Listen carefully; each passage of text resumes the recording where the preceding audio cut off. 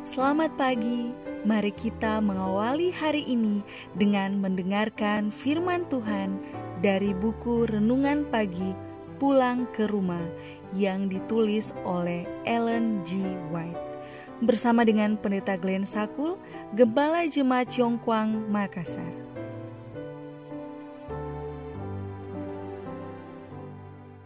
Shalom, selamat pagi. Mari kita berdoa untuk meminta hikmat dari Roh Kudus Tuhan.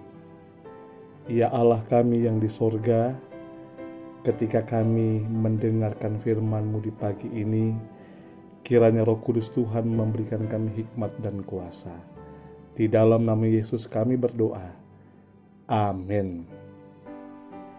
Renungan pagi 1 November 2020 dengan judul Asal Mula Dosa Tidak Dapat Diterangkan. Ayat inti, maka timbullah peperangan di sorga.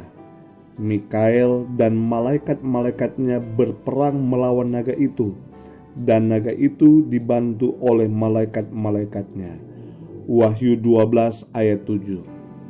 Keterangan, bagi banyak orang, asal mula dosa dan alasan keberadaannya merupakan suatu sumber kebingungan besar. Mereka melihat pekerjaan si jahat dengan akibat-akibatnya, bencana dan kehancuran yang mengerikan, dan mereka bertanya-tanya, bagaimana semua ini bisa terjadi di bawah pemerintahan dan kedaulatan oknum yang tak terbatas dalam hikmat, dalam kuasa, dan dalam kasih. Suatu misteri yang mereka tidak temukan jawabnya. Dan dalam ketidakpastian dan keraguan-raguan, mereka dibutakan terhadap kebenaran yang dinyatakan dengan jelas oleh firman Allah, sesuatu yang penting bagi keselamatan. Dalam keadaan bertanya-tanya mengenai keberadaan dosa, ada orang yang berusaha menyelidikinya di tempat di mana Allah tidak pernah menyatakan. Karena itu, mereka tidak menemukan jawaban kesulitan mereka itu. Dan orang-orang seperti ini yang didasari oleh sikap ragu-ragu dan suka mencela, membuat hal ini sebagai suatu alasan untuk menolak perkataan Alkitab. Namun yang lain gagal mengerti dengan sempurna masalah besar kejahatan ini karena tradisi dan penafsiran yang salah telah menutupi ajaran Alkitab mengenai tabiat Allah, sifat pemerintahannya, dan prinsip-prinsipnya dalam menangani dosa. Tidak mungkin menerangkan asal mula dosa yang memberikan alasan-alasan keberadaannya. Namun cukup banyak yang bisa dimengerti, baik mengenai asal mulanya maupun sifat-sifat dan akhir dari dosa, untuk menyatakan sepenuhnya keadilan dan kebajikan Allah dalam menangani kejahatan. Tidak ada yang lebih jelas diajarkan dalam Alkitab selain bahwa Allah dalam hal apapun tidak bertanggung jawab bagi masuknya dosa, bahwa tidak ada penarikan sewenang-wenang rahmat ilahi, tidak ada kekurangan dalam pemerintahan ilahi yang memberikan kesempatan timbulnya pemberontakan.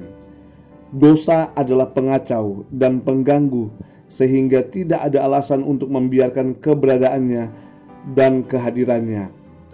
Dosa adalah sesuatu yang misterius dan yang tidak dapat diterangkan dan dipertanggungjawabkan. Memaafkannya berarti mempertahankannya. Seandainya maaf untuk itu ditemukan atau alasan keberadaannya bisa ditunjukkan, maka itu tidak menjadi dosa lagi. Definisi kita satu-satunya adalah yang diberikan di dalam firman Allah. Dosa adalah pelanggaran kepada hukum. Dosa adalah sesuatu yang bekerja di luar prinsip, yang berperang melawan hukum kasih yang agung, yang menjadi alasan pemerintahan ilahi. Allah menginginkan dari makhluk ciptaannya pelayan kasih, penghormatan yang terbit dari penghargaan kepada tabiatnya. Ia tidak menyukai kesetiaan yang terpaksa, dan kepada mereka diberikannya kebebasan kemauan agar mereka boleh memberikan pelayanan sukarela kepadanya. Alfa dan Omega jilid 8 halaman 515 sampai 517. Saudaraku yang kekasih, suatu hal yang jelas dan pasti bahwa dosa adalah pelanggaran kepada hukum, dan dosa bekerja di luar prinsip Allah, prinsip kasih Allah. Janganlah kita terjerat dan terbabit dengan dosa ini. Mari kita senantiasa menyerahkan kehidupan kita hanya kepada Tuhan.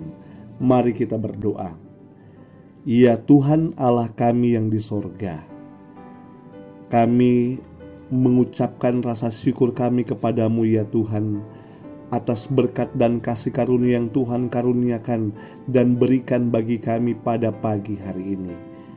Hanya oleh karena rahmat Tuhan saja kami masih diberikan kesempatan untuk bangun di pagi ini Tuhan. Dan kami telah mempelajari firman Tuhan.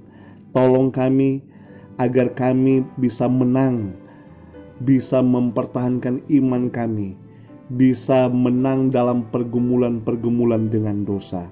Hari ini kami serahkan hidup kami kembali ke dalam tangan Tuhan. Marilah Tuhan memegang tangan kami, menuntun perjalanan kehidupan kami hari ini. Dan marilah Tuhan membuka tingkap-tingkap langit, mencurahkan berkat untuk kami dalam pekerjaan yang kami lakukan hari ini. Kami menuntut janji pemeliharaan dan tuntunan Tuhan. Kami meminta kekuatan dan kesehatan yang berasal dari Tuhan saja. Terima kasih Tuhan. Hanya ke dalam tangan-Mu kami menyerahkan hidup ini. Di dalam nama Yesus kami telah berdoa. Amin.